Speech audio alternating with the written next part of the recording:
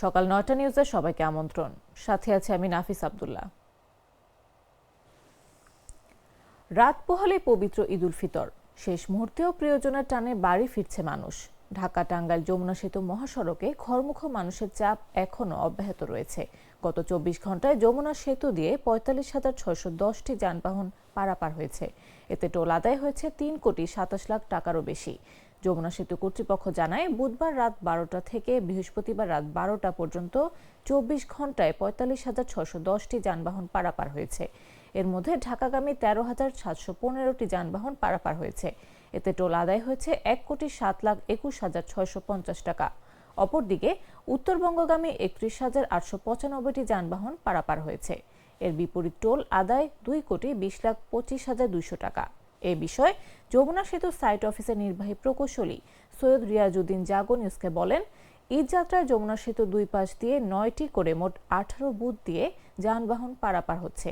এর মধ্যে দুই পাশে ২টি করে বুথ দিয়ে আলাদাভাবে মোটরসাইকেল পারাপার হচ্ছে। আমরা সার্বক্ষণিক টোল বুথ চালু করার চেষ্টা করছি।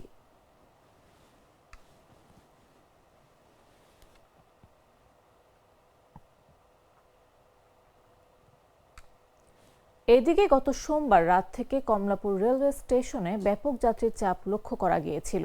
প্রতিটি প্ল্যাটফর্মে ছিল উপচে পড়া ভিড়। কমলাপুর থেকে ছেড়ে যাওয়া প্রায় প্রতিটি ট্রেনের ভেতরে যেমন যাত্রী ছিল, তেমনি অনেককে ট্রেনের ছাদেও যাত্রা করতে দেখা গেছে। তবে সে পরিস্থিতি আজ শুক্রবার আর নেই। যাত্রীর চাপ কমেছে কমলাপুর রেলওয়ে স্টেশনে। শুক্রবার সকাল থেকে প্রতিটি ট্রেন নির্বিঘ্নে চলাচল করতে দেখা গেছে। গত ৪ দিনে যে পরিমাণ যাত্রীর চাপ ছিল, তার তুলনায় আজ অনেকটাই কম ভিড় লক্ষ্য করা গেছে স্টেশনে। অন্যদিকে পর্যাপ্ত যাত্রী না থাকায় এবং নির্ধারিত সময়ের বিলম্বের কারণে এদিন নীলসাগর এক্সপ্রেস ট্রেনটি বাতিল করা হয়েছে।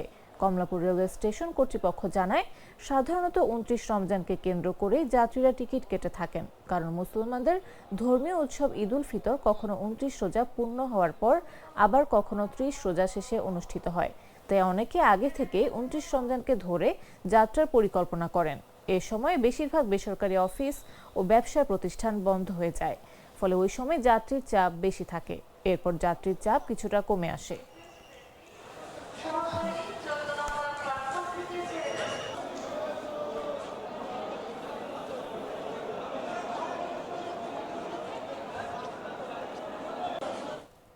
ভারতীয় কারাগারে বন্দী অবস্থায় মৃত্যুর দীর্ঘ ৩৬ দিন পর খায়রুজ্জামান নামে এক বাংলাদেশের নাগরিকের মরদেহ পরিবারের কাছে হস্তান্তর করা হয়েছে।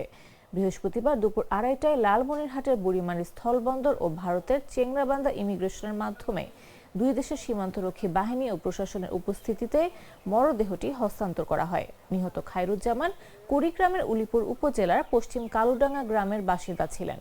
তিনি গত ৩.৫ বছর ধরে ভারতের কারাগারে বন্দী ছিলেন। নিহতের পরিবার ও সংশ্লিষ্ট সূত্রে জানা গেছে, প্রায় ৩.৫ বছর আগে জীবিকার সন্ধানে অবৈধভাবে সীমান্ত পাড়ি দিয়ে ভারতে প্রবেশ করে খায়রুজ্জামান।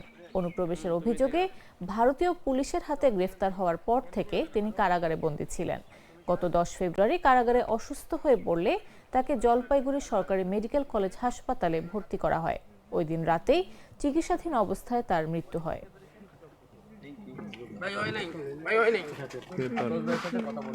এক সাইড হালকা মিলান, এক সাইড হালকা মিলান, দুটো সাইড এক সাইড মিলান। তাহলে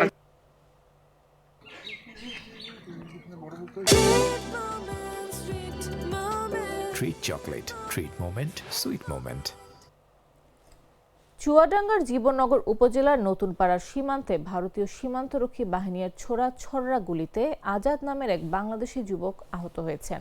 বৃহস্পতিবার সন্ধ্যার আগ মুহূর্তে উপজেলার সীমান্ত ইউনিয়নের নতুনপাড়া সীমান্তে এই ঘটনা ঘটে। আহত আজাদ নতুনপাড়া গ্রামের বদরুদ্দিনের ছেলে। পরিবার জানিয়েছে, তিনি পেশায় একজন কৃষক।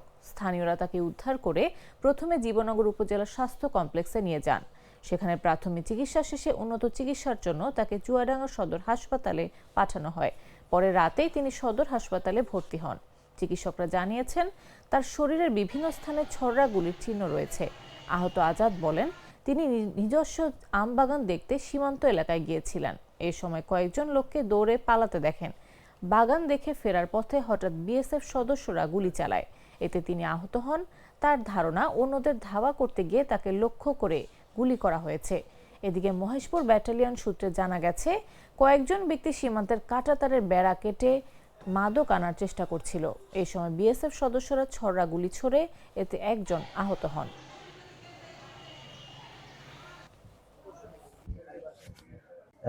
বাগান টাগান দেখছি, বাগানে গুটি কিরকম হয়েছে, দেবের বাগানের উপর দিয়ে কিছু লোকজন দৌড় মারলে, যে আমি আবার চলে আসছি পিছন দিকতে, মানে আনমনা হয়ে বিএসএফ পিছপান্তে এসে আমার গুলি মেরেছে। মনে করেছি যে হয়তো ওদের ভেতরের লোক, আমি এরকম ভেবে গুলি করেছি।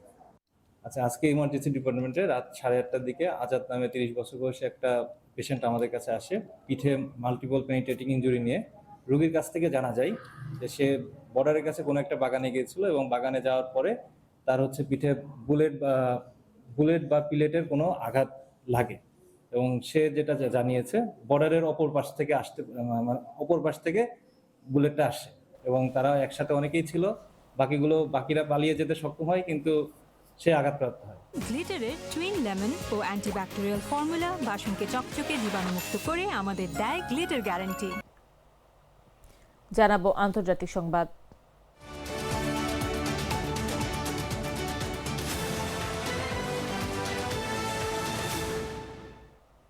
কাতারের রাশ লাফান জ্বালানি কমপ্লেক্সে হামলায় নিজেদের শক্তির মাত্র একাংশ ব্যবহার করা হয়েছে বলে জানিয়েছেন ইরানের পররাষ্ট্রমন্ত্রী আব্বাস আরাকচি। সামাজিক যোগাযোগ মাধ্যম এক্সে দেয়া এক বার্তায় তিনি বলেন, আমাদের সংযমের একমাত্র কারণ ছিল উত্তেজনা কমানোর আহ্বানের প্রতি সম্মান। একই সঙ্গে যুক্তরাষ্ট্র, ইসরায়েল উপসাগরীয় দেশগুলোর উদ্দেশ্যে ইঙ্গিতপূর্ণ হুঁশিয়ারি দিয়ে তিনি বলেন, ইরানের অবকাঠামোতে আবার হামলা হলে আর কোনো ধরনের সংযম দেখানো হবে না।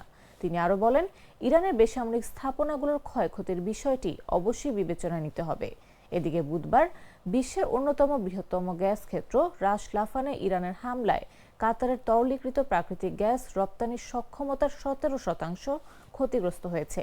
এই ক্ষয়ক্ষতি কাটিয়ে উঠতে ও স্থাপনাগুলো মেরামত করতে 3 থেকে 5 বছর লাগতে পারে বলে জানিয়েছেন কাতার এনার্জির প্রধান নির্বাহী কর্মকর্তা সাদ আল কাবি বলেন, আমি স্বপ্নেও ভাবিনি যে কাতারও এই অঞ্চল এমন কোনো হামলার শিকার হবে। বিশেষ করে রমজান মাসে আমাদেরই এক মুসলিম ভ্রাতৃপ্রতিম দেশের কাছ থেকে এভাবে আক্রান্ত হওয়াটা ছিল অকল্পনীয়।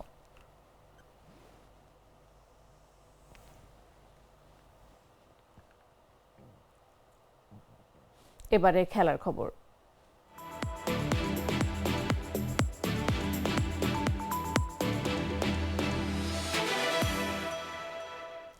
ইংলিশ ক্রিকেট মৌসুমের পর্দা উঠছে আগামী 3 এপ্রিল থেকে, কিন্তু এর আগে বল সংকটে ভুগছে England and Wales cricket board. মধ্যপ্রাচ্যে চলমান সামরিক সংঘাতের জেরে ডিউক বলের সরবরাহ ব্যবস্থা ভেঙে পড়েছে বললেই চলে।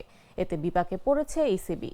দেশটির প্রথম শ্রেণীর ক্রিকেটে ডিউক বল অপরিহার্য, ফলে ডিউক বলের সরবরাহ বাধাগ্রস্ত হওয়ায় বল সংকটে পড়ছে ইসিবি। ডিউক বল তৈরির প্রক্রিয়াটি বেশ দীর্ঘ এবং জটিল। স্কটল্যান্ডের অ্যাবারডিন অ্যাঙ্গাস জাতের গরুর চামড়া প্রথমে প্রক্রিয়াজাত হয় ইংল্যান্ডের চেস্টারফিল্ডে। এরপর সেই চামড়া পাঠানো হয় দক্ষিণ এশিয়ায়, যেখানে কারিগররা হাতে সেলাই করে বলের রূপ দেন।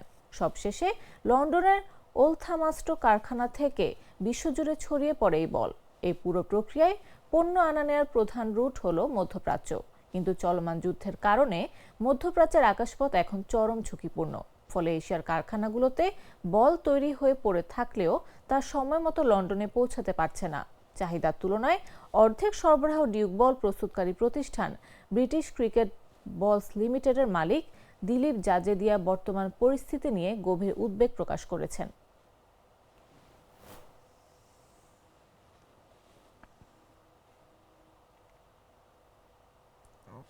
দর্শক, এই ছিল এখনকার মতো। এরপর দেখবেন বেলা 11টা নিউজ। প্রতি মুহূর্তে সর্বশেষ খবর পেতে ভিজিট করুন jagonews24.com, ফলো করুন আমাদের ভেরিফাইড ফেসবুক পেজ এবং সাবস্ক্রাইব করুন জাগো নিউজের ইউটিউব চ্যানেল। এতক্ষণ সাথে থাকার জন্য ধন্যবাদ সবাইকে।